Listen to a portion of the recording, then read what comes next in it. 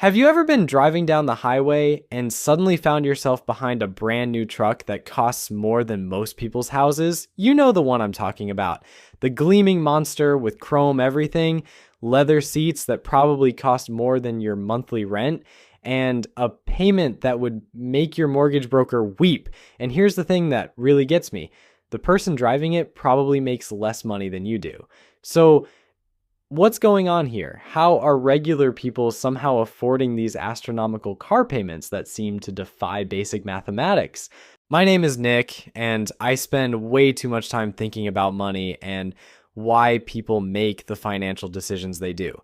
If you've ever wondered how your neighbor can afford that $70,000 pickup truck while complaining about grocery prices, make sure to hit that subscribe button and give this video a thumbs up if it helps explain this modern mystery. Now, before we dive into the mechanics of how people are pulling this off, let me paint you a picture of what we're actually dealing with here. The average new car payment in America has crossed into territory that would have been considered absolutely insane just a decade ago. We're talking about monthly payments that exceed what many people pay for rent, and yet somehow millions of Americans are signing on the dotted line every single month, driving off the lot in vehicles that cost more than the median household income. But here's where it gets really interesting. Most of these people aren't secretly millionaires hiding their wealth. They're not crypto billionaires or trust fund babies. They're teachers, nurses, mechanics, retail workers, and office employees. Regular folks with regular jobs who somehow found a way to make the numbers work. Or at least they think they did. The truth is, there's a whole system designed to make these impossible payments seem possible. And understanding how this system works isn't just about satisfying curiosity, it's about protecting yourself from making a financial decision that could derail your future for the next 7 to 10 years. Let's start with the most obvious question. How much are we actually talking about here? Because when I tell people the average car payment numbers, they usually assume I'm making them up. The average new car payment has climbed to over $700 per month. $700. That's not for a luxury vehicle or some exotic sports car. That's the average payment for a regular new car purchased by a regular person. But it gets worse when you start looking at trucks and SUVs, which have become the default choice for most American buyers. These payments routinely exceed $900 per month, and it's not uncommon to see payments over $1,200. $1,200 every single month for 6, 7, or even 8 years. We're talking about payments that total more than $80,000 over the life of the loan. And that's before you factor in insurance, maintenance, and fuel costs. Now, you might be thinking, well, Nick, maybe people are just making a lot more money these days. Maybe wages have gone up enough to support these kinds of payments. And if that's what you're thinking, I hate to be the bearer of bad news, but that's not what's happening at all. The median household income has increased, sure, but nowhere near enough to justify these payment amounts using traditional financial wisdom. So how are people doing it? The answer lies in a combination of factors that have fundamentally changed how Americans approach car buying. And none of these factors are necessarily good news for the people signing these loan documents. First, let's talk about loan terms. Remember when a car loan was 3 years, maybe 4 if you really stretched it? Those days are as dead as the flip phone. Today's car loans routinely stretch 6, 7, or 8 years into the future. Some lenders are even offering 10-year car loans, which honestly sounds like something from a financial horror movie. The appeal is obvious. If you spread that $60,000 truck payment over 8 years instead of 4, the monthly payment drops significantly. Suddenly, that truck that would have required a $1,500 monthly payment over 4 years becomes manageable at $900 over 8 years. The monthly number looks reasonable, which is exactly what the buyer focuses on. But here's what most people don't think about when they're sitting in that dealership. By extending the loan term, they're not just lowering the monthly payment, they're dramatically increasing the total amount they'll pay for the vehicle. That $900 payment over 8 years adds up to over $86,000 compared to about $72,000 if they had taken the 4-year loan. That's an extra $14,000 just for the privilege of having a lower monthly payment. Even worse, they'll be making payments on that truck long after it's worth a fraction of what they paid for it. Cars depreciate rapidly, especially in the first few years. By year 5 or 6 of that 8-year loan, they'll owe significantly more than the vehicle is worth. They'll be trapped in what's called negative equity, unable to sell or trade the vehicle without writing a check to cover the difference. But extended loan terms are just the beginning of how people are making these payments work. The second major factor is the rise of 0% financing and other promotional interest rates. Walk into any dealership and you'll see signs advertising 0% APR for qualified buyers. Sounds amazing, right? Free money to buy that new truck. Here's the thing about those 0% offers that dealers definitely don't want you to understand. They're not actually free money. The cost of that financing is built into the price of the vehicle. You're either paying full price for the car and getting 0% financing, or you're getting a discount on the car and paying market rate interest. But you're not getting both. More importantly, those 0% offers usually come with strict qualification requirements and shorter loan terms. The people who actually qualify for 0% financing are typically the same people who could afford to pay cash for the vehicle anyway. For everyone else, the interest rates on these extended car loans can be substantial, especially if their credit isn't perfect. Then there's the trade-in game, which has become increasingly important in how people manage these large car payments. Here's how it typically works. Someone buys a new car with a 6 or 7 year loan. After 3 or 4 years, they're tired of the car or want something newer, but they still owe more on the loan than the car is worth. So what do? They roll that negative equity into a new loan for an even more expensive vehicle. This creates a cycle where people are constantly paying for cars they no longer own while simultaneously taking on debt for new cars. Their loan balances keep growing even though they're making payments every month. It's like a financial hamster wheel where the faster you run, the further behind you get. The dealers love this arrangement because it creates customers for life. Once someone is trapped in the negative equity cycle, they become a captive audience for new vehicle purchases. They can't afford to break free from the cycle because doing so would require writing a check for thousands of dollars just to get out of their current loan. But perhaps the most concerning trend is how normalized these extreme car payments have become. People who would never dream of spending $1,200 a month on anything else somehow convince themselves that it's reasonable for transportation. Think about it this way. If someone told you they were spending $1,200 a month on coffee, you'd probably stage an intervention. If they said they were dropping that much on clothes every month, you'd assume they had a serious shopping addiction. But somehow when it's a car payment, we just nod and say, well, you need reliable transportation. This normalization didn't happen by accident. It's the result of decades of marketing that has convinced Americans that their vehicle is an extension of their identity. Your truck isn't just transportation. It's a statement about who you are as a person. It shows that you're successful, reliable, hardworking. And if you're not driving something impressive, well, what does that say about you? The automotive industry has become incredibly sophisticated at tapping into these psychological triggers. They don't sell cars anymore. They sell lifestyles, dreams, and social status. That commercial showing the rugged truck climbing mountains isn't selling you transportation. It's selling you the fantasy that you're the kind of person who climbs mountains, even though the closest you get to off-roading is parking on grass at the county fair. This emotional manipulation makes it much easier for people to justify payments that would otherwise seem completely irrational. When you're not just buying a truck, but buying into an identity, suddenly that $900 payment feels like an investment in yourself rather than a financial mistake. But let's get back to the practical mechanics of how people are actually making these payments work in their monthly budgets. Because even with extended terms and emotional justification, $700 to $1,200 is still a lot of money for most households. This is where things get really creative, and by creative, I mean potentially disastrous for long-term financial health.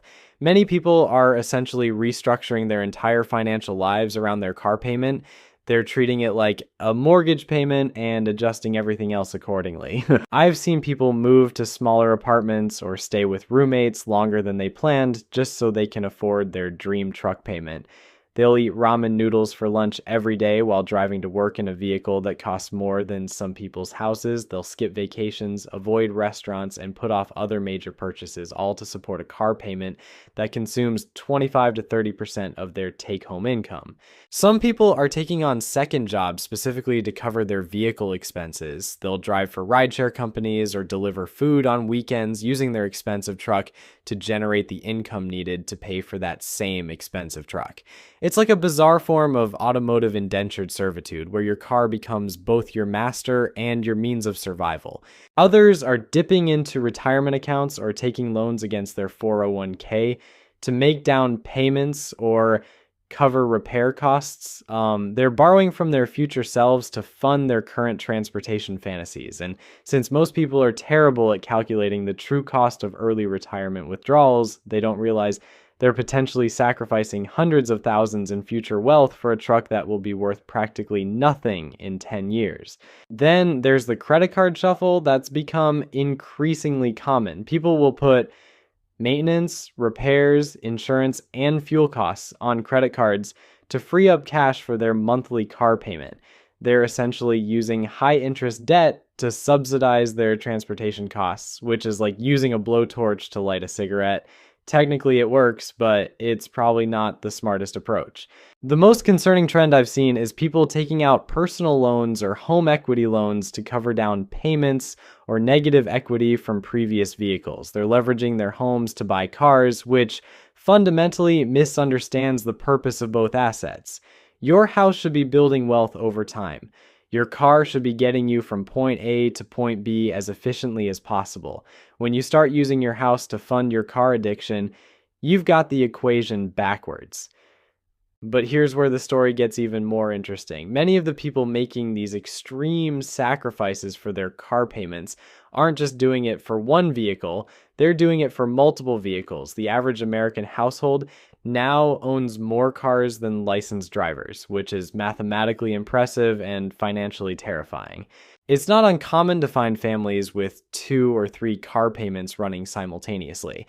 Dad has his work truck, mom has her SUV for the kids, and maybe there's a third vehicle for the teenager or for weekend adventures. Suddenly, we're talking about combined car payments that exceed what most people pay for housing.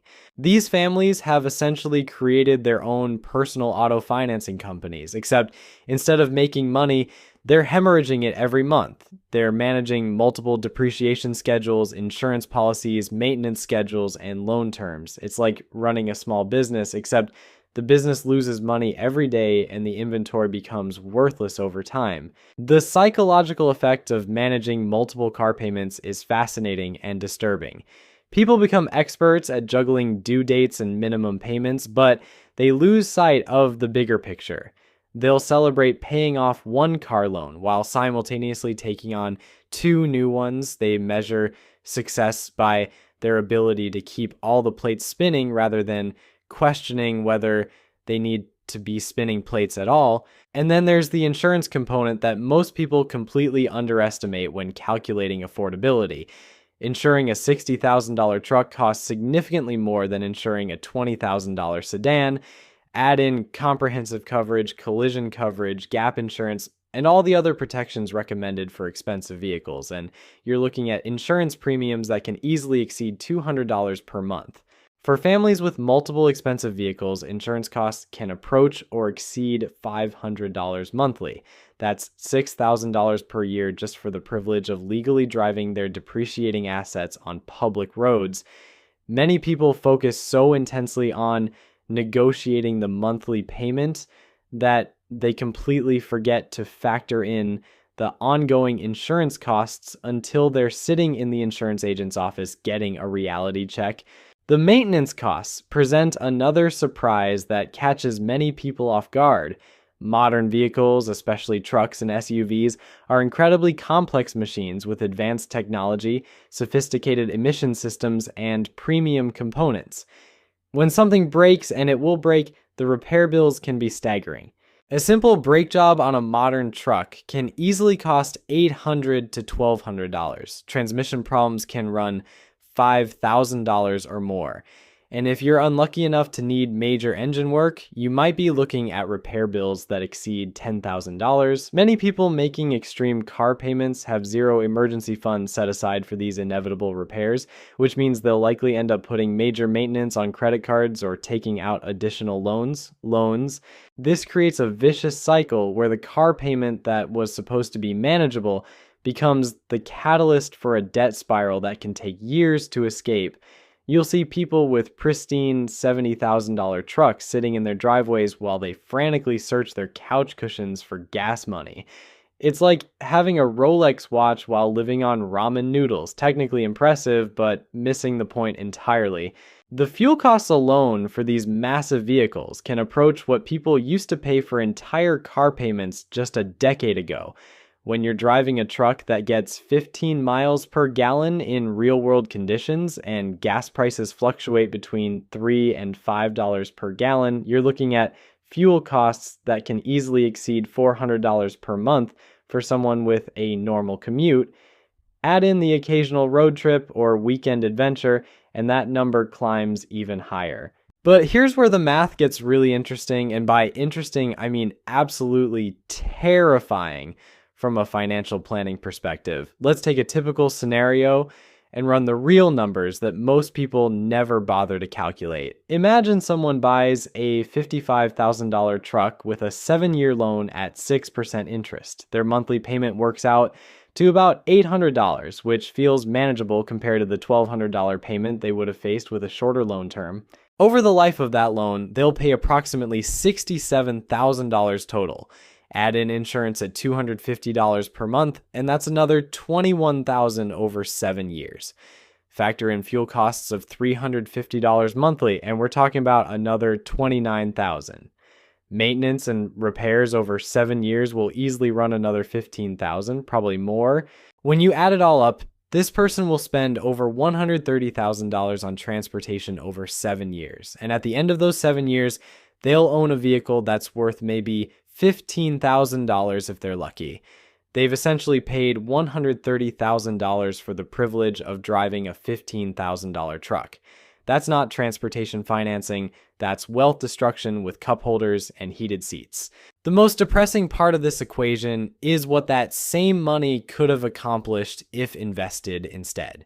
If someone took that $800 monthly payment and invested it in a simple index fund earning 8% annually, they'd have over $70,000 after 7 years. Not only would they have avoided the financial burden of the truck, they would have actually built wealth instead of destroying it. But here's the psychological trap that makes this cycle so hard to break.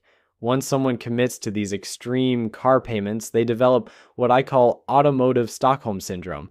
They become emotionally attached to their financial captor. The truck isn't just transportation anymore. It's a reflection of their identity, their hard work, their success.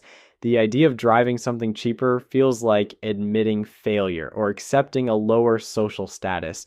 This emotional attachment makes rational financial analysis nearly impossible.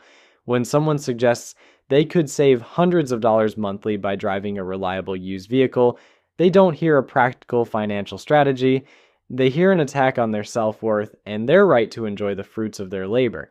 They'll defend their truck payment with the same passion they'd defend their family, even though that truck payment might be preventing them from actually providing for their family's future. The automotive industry understands this psychology better than most people understand themselves. They've spent billions of dollars researching exactly how to trigger these emotional responses and convert them into loan signatures. Walk into any dealership and you'll notice they don't spend much time talking about total cost of ownership or opportunity cost of capital. Instead, they focus on monthly payments, immediate gratification, and social status. The sales process has been refined to overcome every rational objection a buyer might have. Worried about the payment being too high? Let's extend the term. Concerned about reliability? Here's an extended warranty you can finance. Nervous about depreciation? Don't worry about it. You'll probably want to trade it in for something newer in a few years anyway. So there you have it. The mystery of how people are affording these insane car payments isn't really a mystery at all. It's a carefully orchestrated system of extended loan terms, emotional manipulation, and financial gymnastics that would make a circus performer jealous. People aren't actually affording these payments in any meaningful sense. They're just kicking the financial can down the road while convincing themselves they deserve that shiny truck. The next time you see someone driving a vehicle that costs more than your house, remember, they're probably eating cereal for dinner to afford it, and maybe, just maybe, that reliable used car in your driveway isn't looking so bad after all.